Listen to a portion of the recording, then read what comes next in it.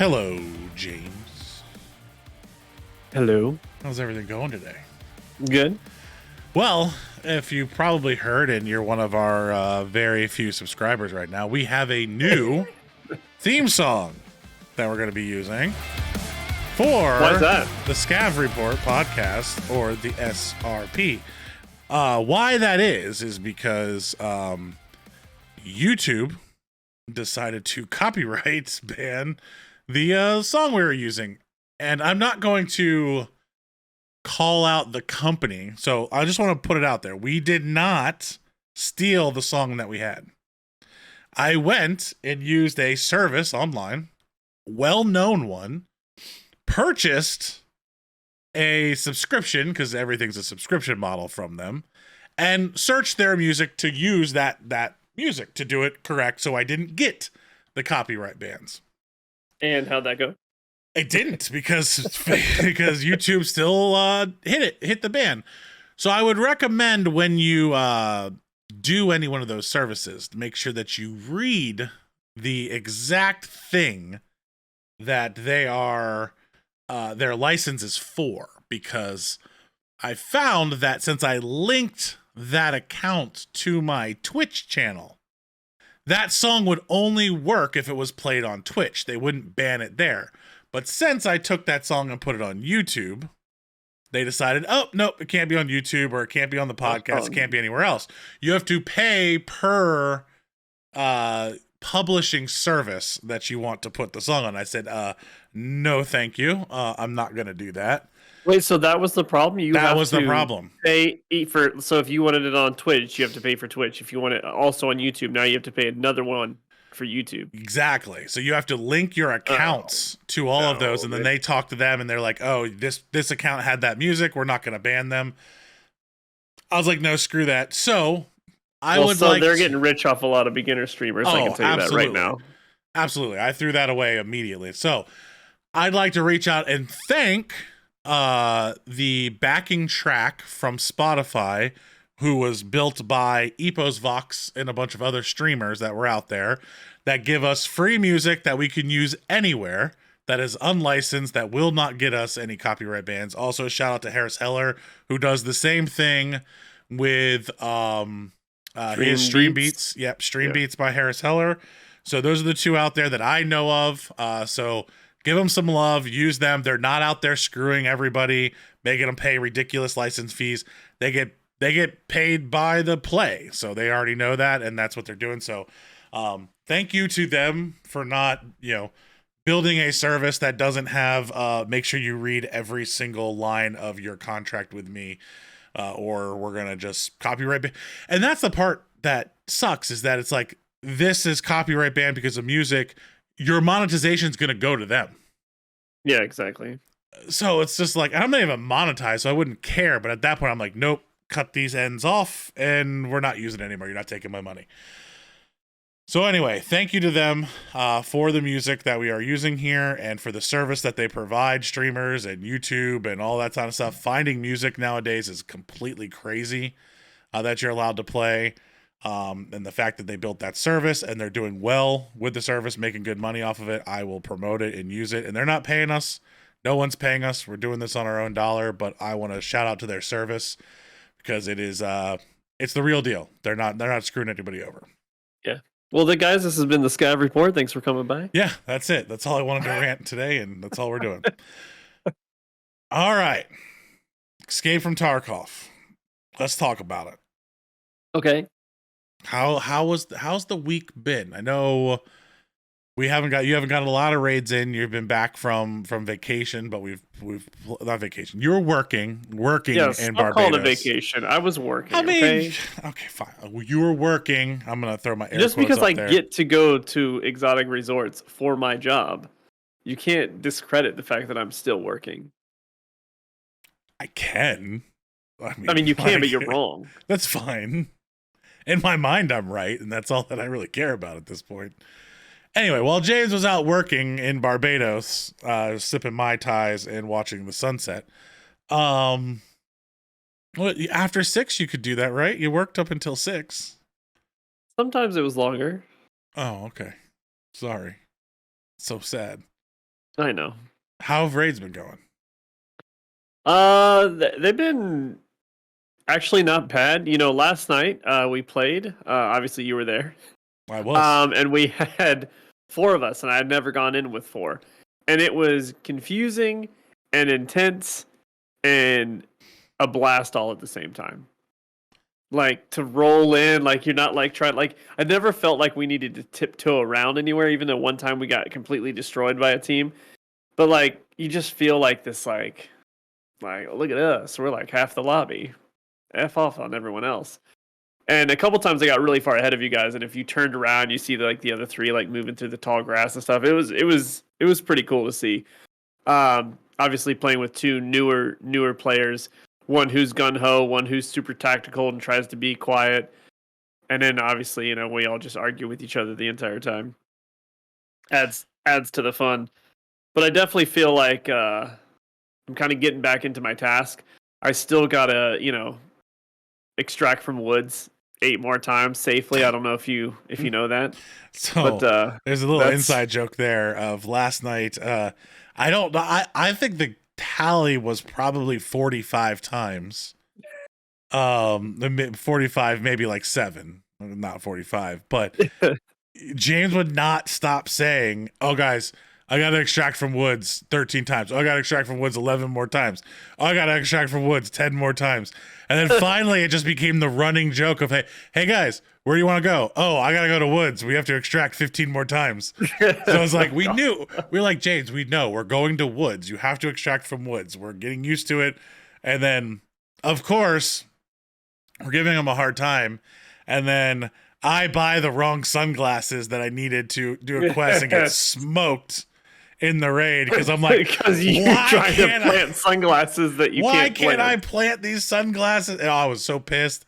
And then the guy smokes me, and it's just like I was so mad. And then it was like one of our viewers on stream was like, "You had the wrong sunglasses." And I'm like, "Fuck!" Like, that really? was Mizzle, I think, right? Mizzle, yeah, it was Mizzle. And I'm like, "Are you serious?" He's like, "Yeah, you got the aviators. You need the other ones." And it turned out the reason why I bought the aviators is because you bought the other sunglasses completely out of the flea market. So I just searched but I needed them too. I know, but I just searched for that like brand, the Ray Bench. We got. And you took the other ones. Yeah, I took the other ones thinking it was the only one in the game. It was the other thing I like. I will say this: the other thing I liked is obviously I'm always using the SKS scope on it. I'm very boring. I stick to what's work. I like to go slow. I like to snipe from far away. It's just the way I like to play. So last night, one of my tasks was kill people with a shotgun. So I was like, well, I'm not very good at any other game in a shotgun. I've never had so much fun using a shotgun in a game in any shooter. Like going from that and just bum rushing people and trying to I'm gonna get shot because I gotta close down the distance and I'm usually out in the open, and then just smoking people with a shotgun. It was a lot of fun actually. So the hardest part about that is I was really I was out of my game with 4. Oh yeah, big time. Completely out. I couldn't see people. Like I didn't know where we were where we were going. Like you became the old man last night. I'm so used to. I didn't realize while you guys were gone, and the amount of hours I've put in the game, I play solo so much that once with 2, it's not that bad. Like it's one other person, it's not as bad, and you're still very much concerned about yourself. Yeah. You know where your teammate is, but you don't have all the angles covered. Like you're there.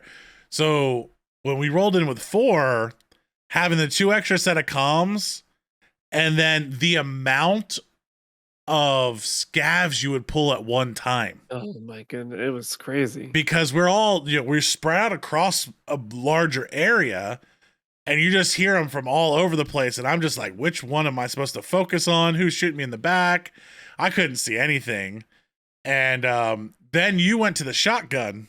I don't know how many times I had you in the crosshair because you had no helm on. So you just had a balaclava. Yeah, you just had a balaclava on. Balaclava.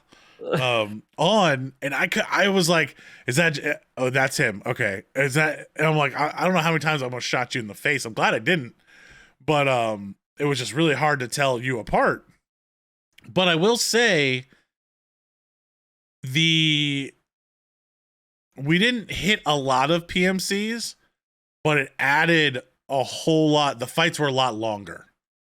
Yeah. And they're a lot more fun trying to figure it out, and you're definitely going into woods. So I did enjoy that. I think as we play more, it'll get there, and 4 is very unique. I think 3 is that sweet spot. I think I like 3 the best, but 4 definitely added the, well, I'm going to run in here anyway, because someone probably has my back, or at least hopefully. Yeah. So it was definitely fun. We did it. But it's like you kind of knew you were half the raid, so you know that they're not going to run into a lot of people.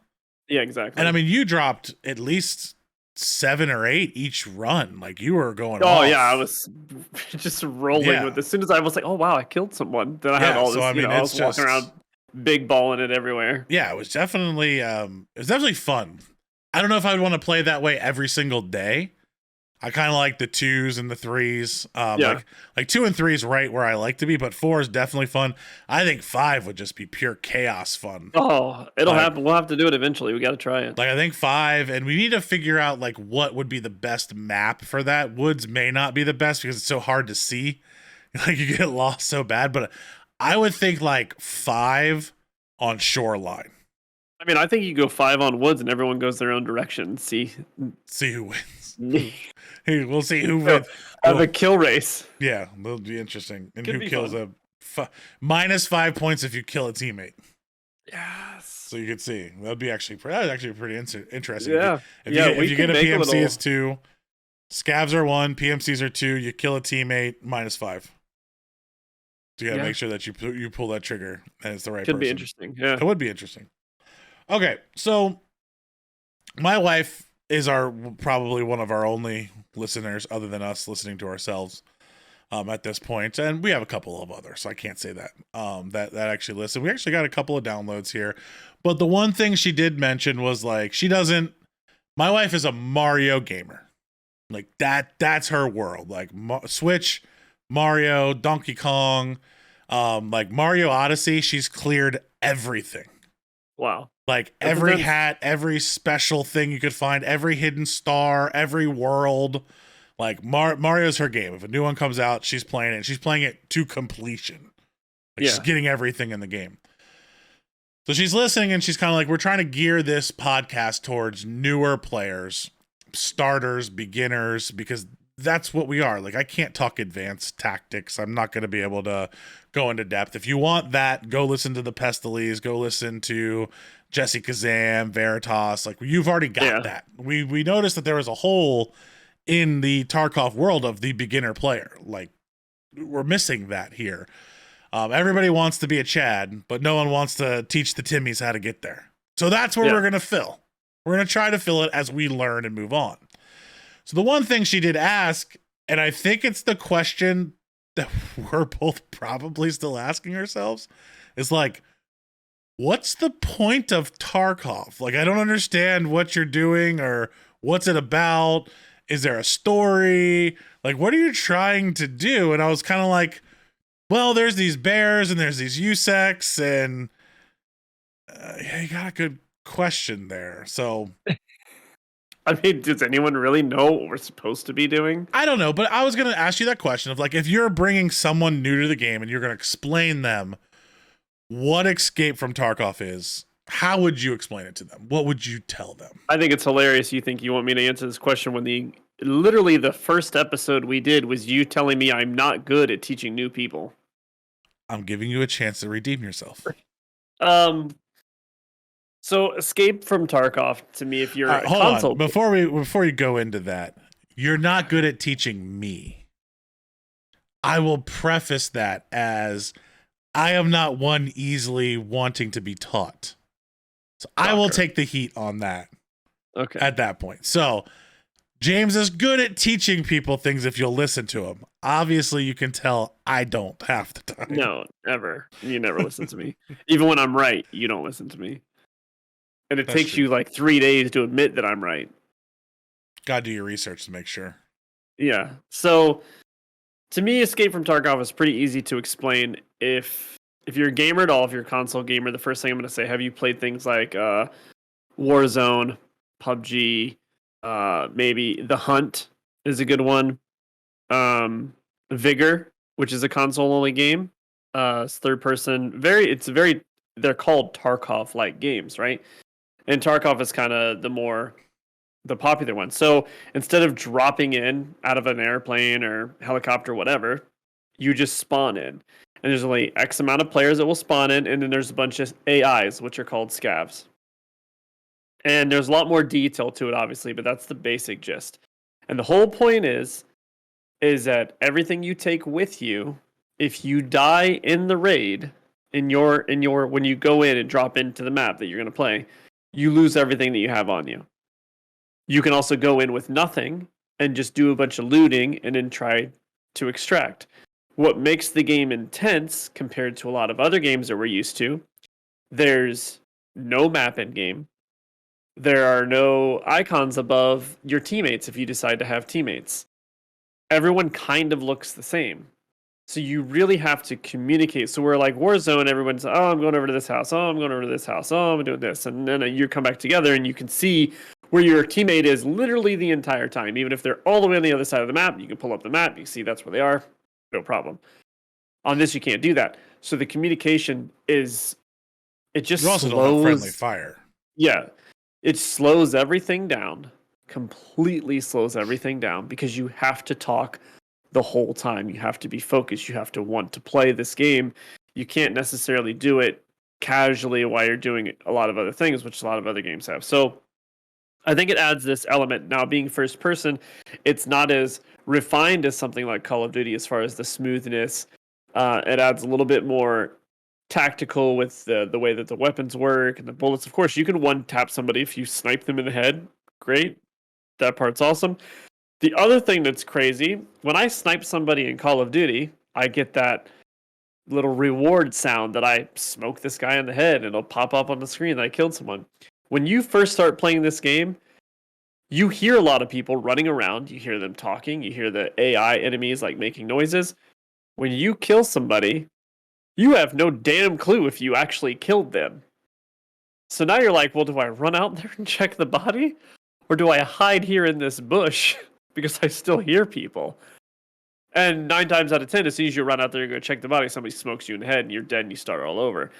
So as far as, that's kind of like the gameplay loop of it. So that's the intenseness of it, is you're always trying to, you go in, you do a little bit of looting, you can try to kill some people, and then you go out. Now, how the game was at the beginning before we started playing, I'm not exactly sure. If that was the only object of the game, would I want to keep playing it with different maps and keep going in? I don't know. But what Tarkov does is you have a home base that you have things you need to collect to build up your home base. They call it the hideout. Now, so you're going into the game and you're trying to find, maybe you need 6 bolts, 3 packs of nails, and soap. I don't know, some ridiculous stuff that you need. So your whole point of going into a map is to look for those items. So you keep searching a little bit more. You can find hidden stashes. And then sometimes you're not even trying to kill anyone. You're like, okay, I got my 6 bolts. I just want to get out of here so I can take this back home. So it adds this like loot searching mechanic gameplay that a lot of people like. It's also got survivor mechanics where you've got hunger and thirst, but they're not like Ark or something like where it's so extreme that I think it's a detriment to the game. It just, in the game, to me, it works really, really well. It gives you that like light side of the survival type games, but just enough that it's a hindrance to where you have to keep an eye on it. But to me, it really flows with the game. And then they have what they call traders.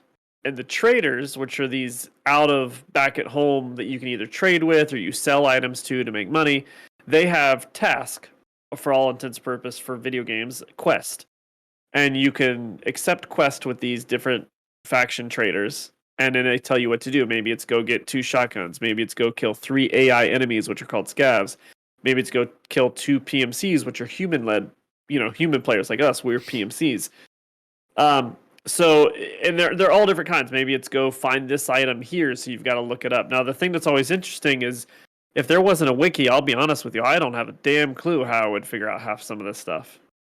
So, like, it's not very clear where to go get these things, so you definitely need a wiki. And I think for some people, and for me at the beginning, that could be a hindrance to feel like you need a phone on the side to look stuff up, or a phone on the side to bring up the map, or a second screen for your computer to bring up a map.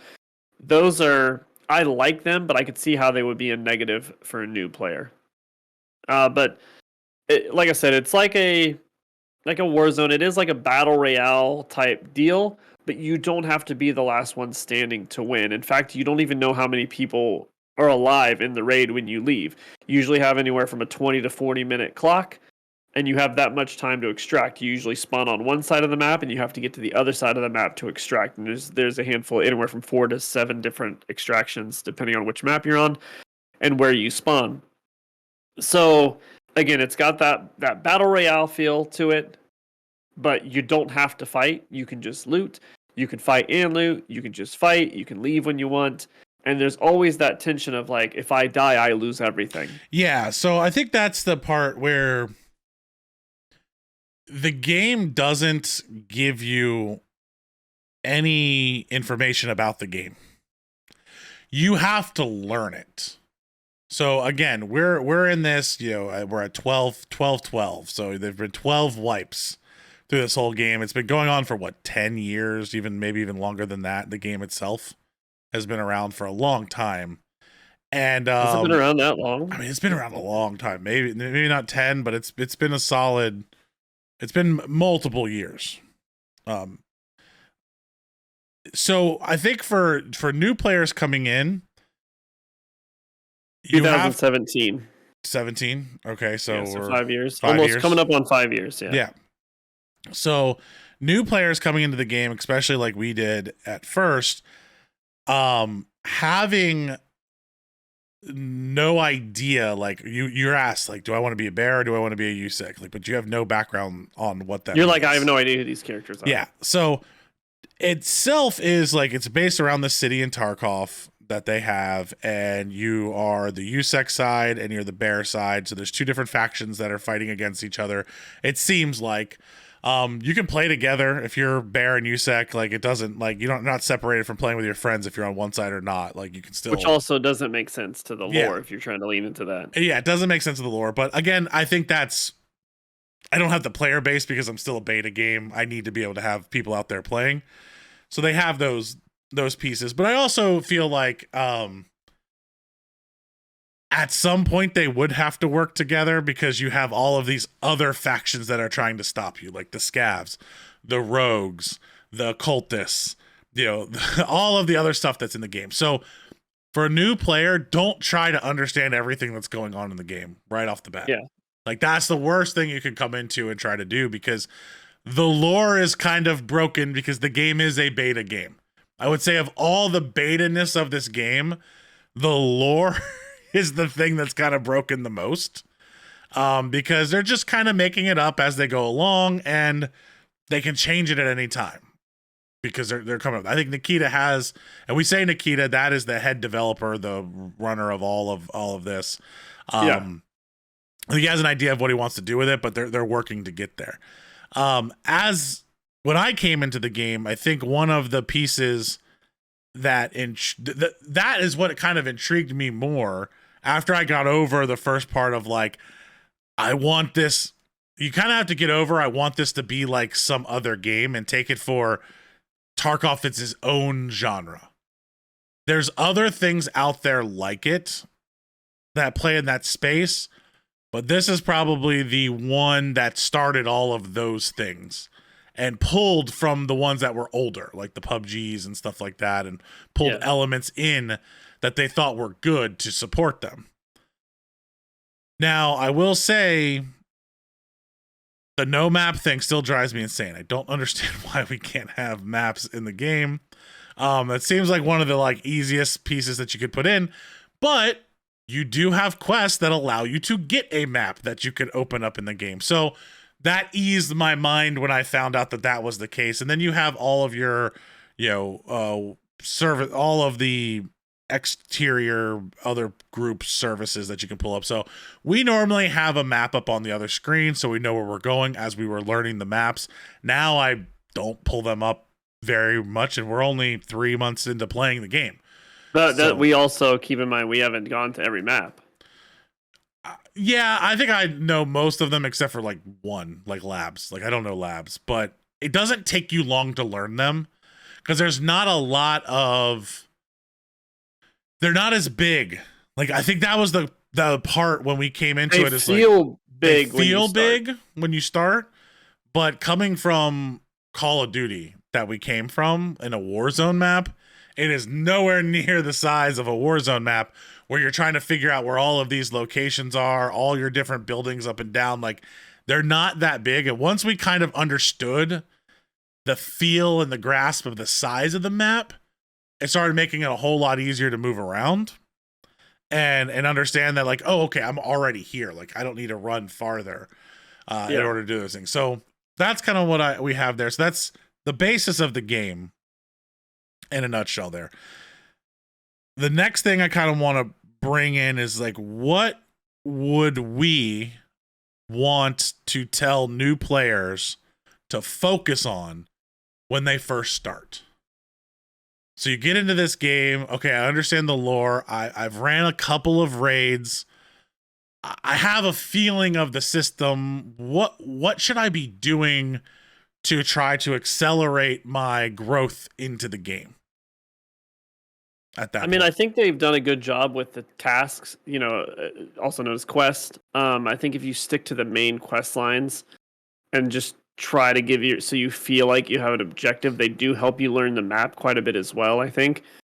And also, I hear every video I watched, every top streamer, Pesley, Jessica Zam, all these guys, Veritas, Landmark, or if I'm saying his name right. The very first thing they say in all their beginner tip videos, you are going to die a lot. I mean, look at you, Ender, when you first started. What pissed you off the most is that you just could not conceivably believe you were that bad. It's not that you were that bad.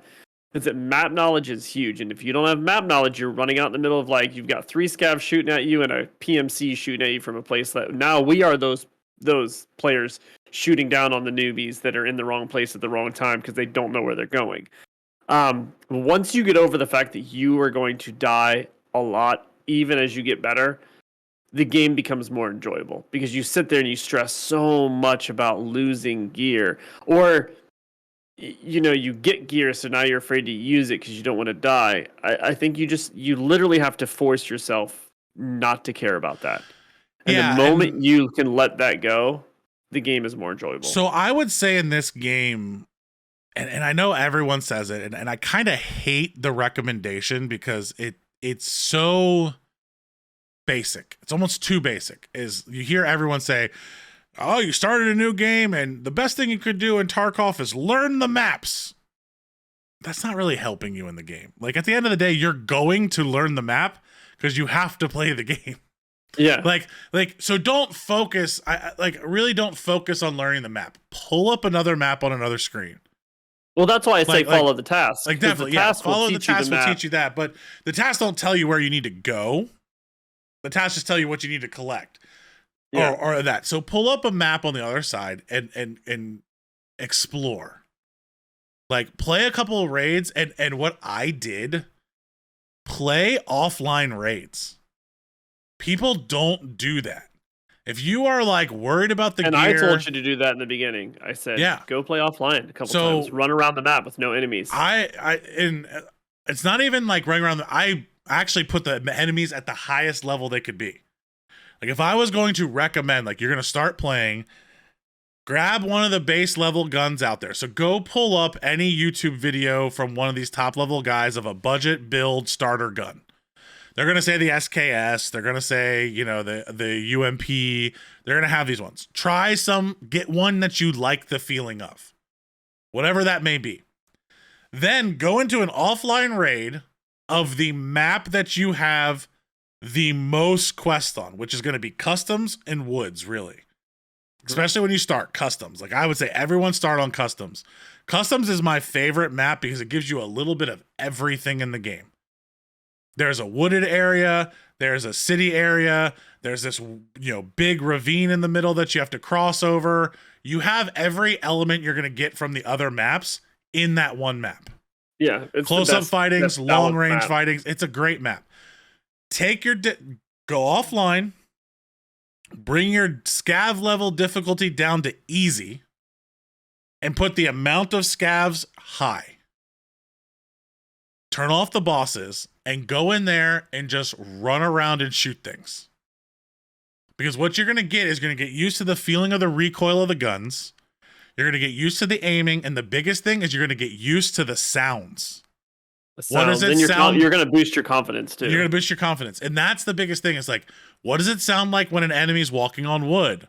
Walking inside of a building? Walking outside of a building? When they shoot, what does the echo sound like? Are they behind me? Are they in front of me? Like, run around and hear them. And if you try to do that in live raids, you're going to get smoked. Yeah. And that's why I say turn the SCAV difficulty down to easy. Like, and get confidence shooting things and what it feels like. The next thing I would say is when you're starting, this is contrary to every other game you're going to play that's a first-person shooter. Center mass is the worst spot you could shoot somebody. That is the only spot they're going to be wearing armor. And in the game, you don't have good enough bullets yet. And we'll get into bullets and all the other things that you have to learn in this game. But you don't have good enough ballistics in your bullets to shoot through some of the armor that's in the game. But it only covers thorax, stomach, and a little bit of the arms if they have the big rigs on. Like, at that point, that guy's a top level player. He's going to smoke you anyway. So it doesn't matter at that point. Yeah, you wouldn't even got a couple shots on him anyway. But the head is open 90% of the time. The arms are always open and the legs are always open. And a face shot, no matter what bullet you have or what gun you have, will kill somebody, no matter what level they Not are. 100% true, but 99.9% of the time, that's true. So you can run into one of the top streamers in the world and one tap them and kill them. Yeah.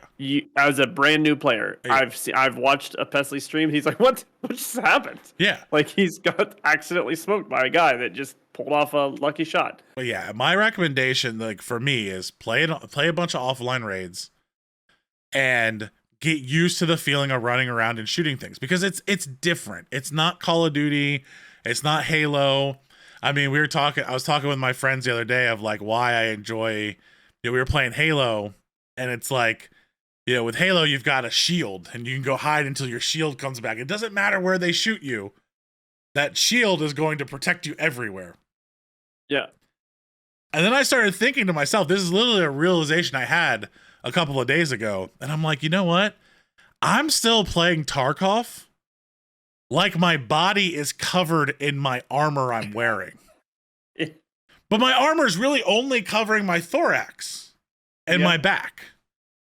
And it's like, you know what? These guys are smoking me a lot because I'm probably hanging my arms out too much, or I've got my legs out too much. I got my head poked out too much. So it's like, okay, now I kind of I'm getting that feeling of like, my armor doesn't mean that much to me.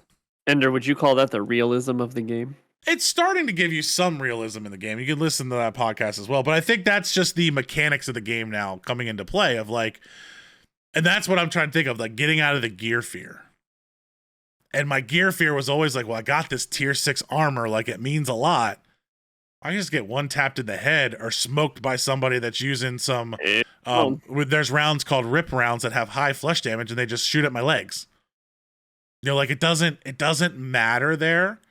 It does and it doesn't. Like you want the gear, you want to wear the best gear and have all of that. And as you go forward, but it's not what's going to make you better at the game.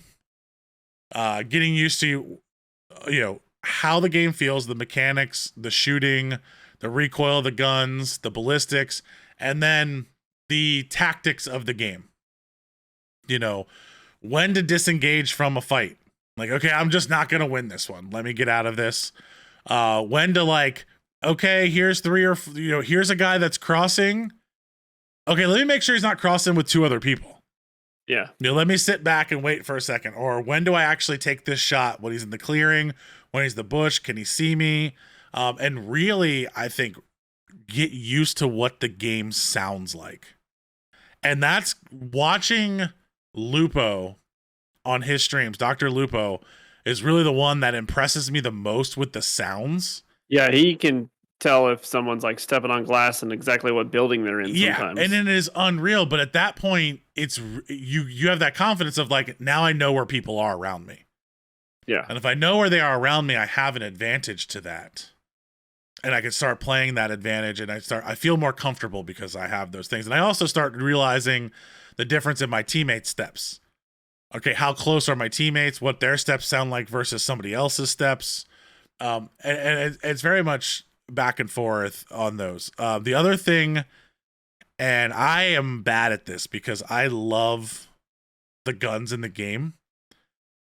So the second I get a new gun, I'm like, I'm going in with that weapon. Like, I would say until you feel comfortable in the game of like movement, sound, and you get a little bit, stick with 1 or 2 weapons that you want in the game. Like, stick with those and don't change your weapons all the time because they are very different in this game.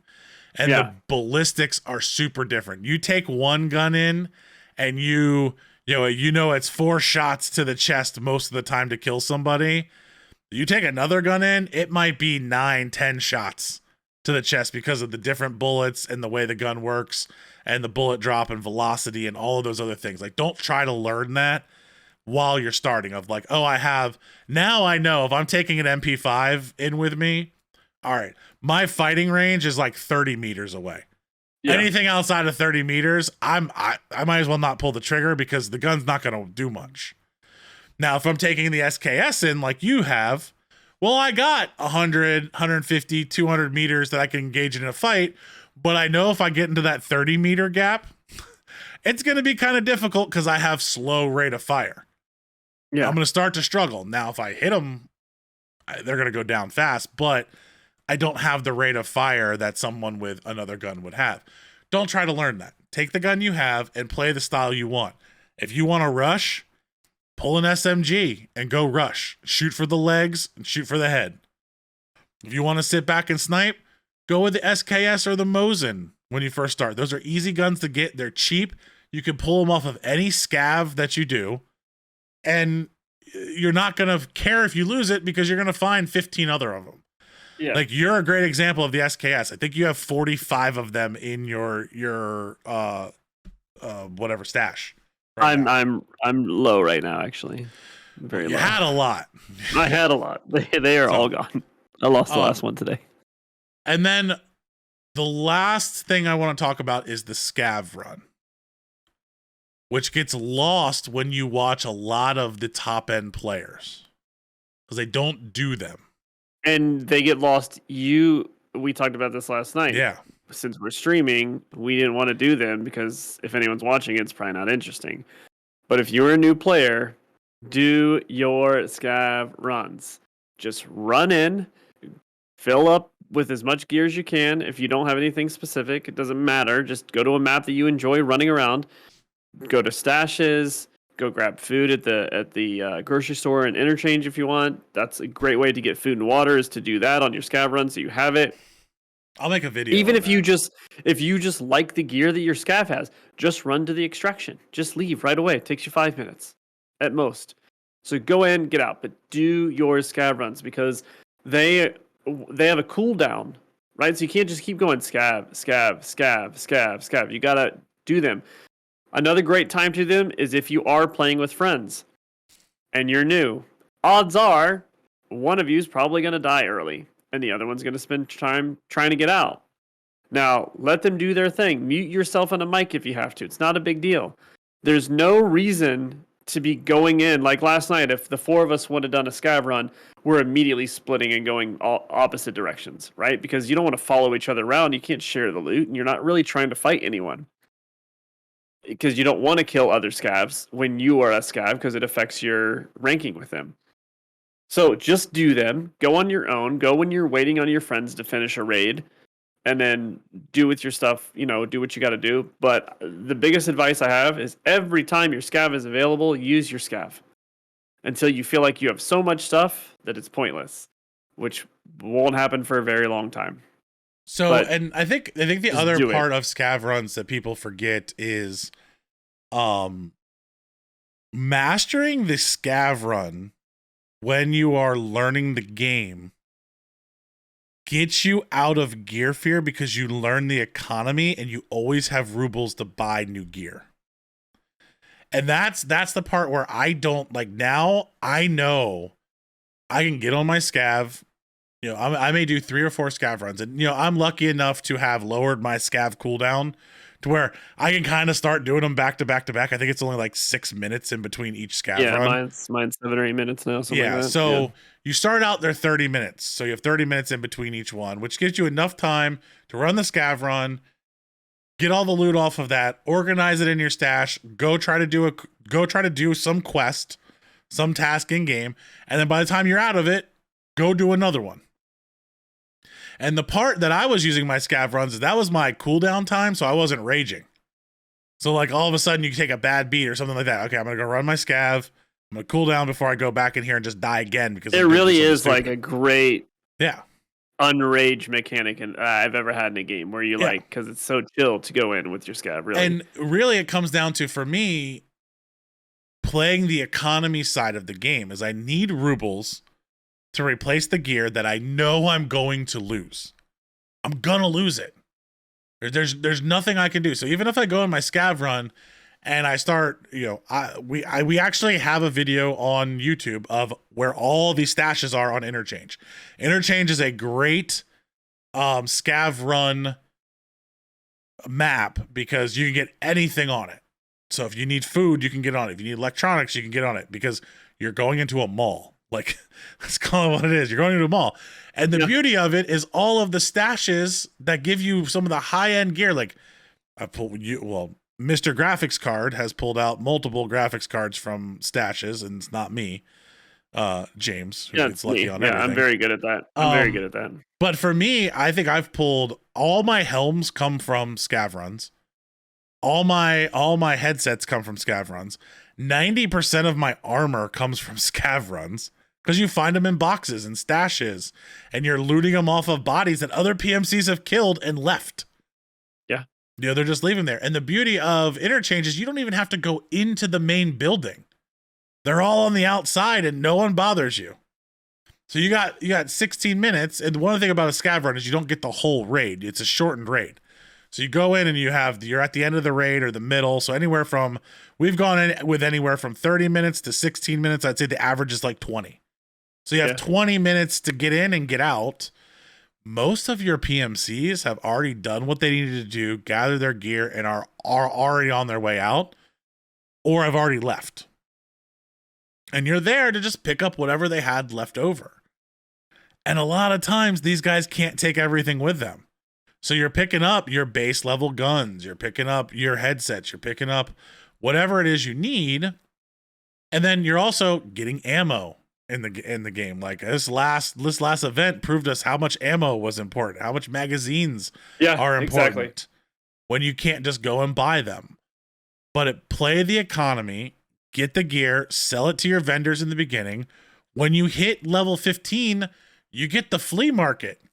Start playing the flea market even more. That's where you're going to get tons of rubles from. Yeah, and I will say, if you're a new player, I don't mean to cut you off here, Ender, but I will say, to the flea market, I think as a new player you can get kind of frustrated. Do your task because it's the best way to build your experience, and use level 15 as your grind. Like, the game dramatically changes at level 15. Like, it kind of opens up to you a little bit. So you can use that as your motivation to feel like there's light at the end of the tunnel sometimes. I promise you, when you get to 15, the game really does start to change because of the use of the flea market. It's not necessarily I don't want to say it makes it easier, but you just feel like you have access to more things and you start to feel like, okay, now I can play a little bit more aggressive. But that, to me, that, like, when I was at level 10 and I was like, man, it's just the same thing over and over. I just keep dying or this or that. Knowing that level 15 opened the game up really gave me that motivation to keep kind of grinding to it. Yeah, and the beauty of that too is I wouldn't think of the Flea Market as I can go buy the best gear, because you can't. Like, the best gear still is not on the Flea Market. They've removed it. They used to be, but they removed it from the Flea Market. It's mid-tier gear. Like, at this point, mid-tier gear is on the Flea Market, but what it gives you the opportunity to is, if you're doing your SCAV runs, you're getting your SCAV, you're getting all of these different items, nails, bolts, tubes, for some reason, golden horses, cats, and shampoo. You're getting all these things in the game that you need that sell for a lot to the top end players that need them for their hideouts, for all the stuff that they're doing for other things, that you can sell it off to them, and you're just consistently making rubles over and over again. And they'll buy it because they have a lot of money on, because they have it already, and they just so you basically become a walking gopher for top end players. Oh, and I did that. Like, one of the things when I was moving up most of the time was I would focus on, like, I would SCAV run every single time. I would fill my inventory all the way up to where I had literally no blocks left. And then I would sell everything off, and then I'd do it again. And in between this, I'm going into raids or whatever it is, but my goal was like, you know what? I'm just going to build up my ruble count. I did that for like 2 weeks. At that point, I was up at like 32 million rubles. Yeah, I don't think I've ever been over 2. And it was just like, okay, now I have the Flea Market, and I can go buy the guns I want. I can buy the helm I want. I can buy whatever I want, because I just did this little grind, and I did it all on a SCAV. You see all these guys going in there pulling like hundreds and millions of rubles worth of loot out in their PMC runs. You're not going to do that in the beginning of the game. You're not. But what they forget, if you just go on your SCAV, and every single slot you have on your SCAV, so in your rig or in your pockets and in your bag, you fill up with an item that gets you 5,000 to 10,000 rubles. That's a lot. You come out with 100,000 rubles. Okay, 100,000 rubles is more than enough for a base level kit. Yeah. So every time I die in the game, I run my SCAV, I replace my kit. I'm doing it every single time. Then all of a sudden, you don't die in a raid. Ooh, now I got 2 kits. I still run my SCAV, I get another kit, now I can build it in. Ooh, I killed this SCAV and pulled a couple guns off of them, repaired their gun, because I have some rubles to do a repair, and now I got another kit. So, like, start thinking of it that way, of each SCAV run gets you a kit to go back into the game. Yeah. And you're always repairing, and then gear fear goes away. And we'll have a podcast on like gear fear alone, because I think that's a topic on its own, right? And like how you get rid of it, because I still haven't gotten rid of it. I still have my Killa armor that I refuse to wear, because I like it because I killed Killa and I would like to look at it. But it's some of the best gear in the game, and I won't wear it because I don't want to lose it. So here I'm a level 30, which is, mid-game. I could be smoking people on it, but I don't want to wear it. So that's bad advice. That's bad advice. Don't do that. Don't listen to him. No. Just use the gear. Use it. Yeah, you got it, use it. It's going to wipe every 6 months average anyway. Well, so. I think one of the better advices there that they gave, I can't remember who said it. I don't know if it was Pestily or Jesse Kazam. I don't remember who said it, but they said, if you're not going to, if you fear using it, just delete it or sell it. Yeah, don't waste. Don't waste the stash space. Just delete it or sell it, and then it's out of your mind. Only keep what you know you're going to use. So if you really can't get over the fact that you pulled a hex grid slick out of there, which is a tier 6 armor, and you just can't use it, just sell it for the rubles, and buy something you're going to use. Or 2 things that you're actually going to use, because you probably could get it for that. All right, so you have any last words for our beginners? I think we gave them a lot of information there from our point of view. Oh, it was way too much information, I'm sure. Well, we're making it worthwhile to listen here. I mean, if you are listening to the podcast and you are new and you are interested in the game, just stop by our stream, to be honest. We are still learning as we play. maybe you are playing and you're new and you found something that we didn't even talk about tonight. Come and tell us. I think that's the best way to learn is stop watching. I got better at this game when I stopped spending all my time watching the best players. And I started going on Twitch and looking for people that had like 3-4 viewers that weren't very well known, and I would chat to them a little bit, and come to find out it's their first or second wipe. They're still learning themselves. And I was like, oh, okay, I'm kind of playing like that. So it made me feel a little bit more confident. When you see some of these top guys, they're running around, they know everything without thinking about it. Like, it's just kind of an unrealistic expectation. Yeah, I agree with you there. And, if I had one thing that we can give to them, stop by our streams. Even better, join our Discord. Last Choice Network Discord that we have. We're gonna try to revamp that a little bit to try to build more of a community around the games that we're playing and give some advice there. And you can find other players that we've played with that can help you around or give you some advice, or you might be someone that's played a lot and just for some reason likes listening to us talk and want to help us out. Like, that's the other thing. Stop by, give us some tips, or correct us if we're completely wrong and out of our mind, and that's not, you're giving everybody terrible advice. Like, don't do that. Like, we'll take that too. Like, any advice at this point, we would love.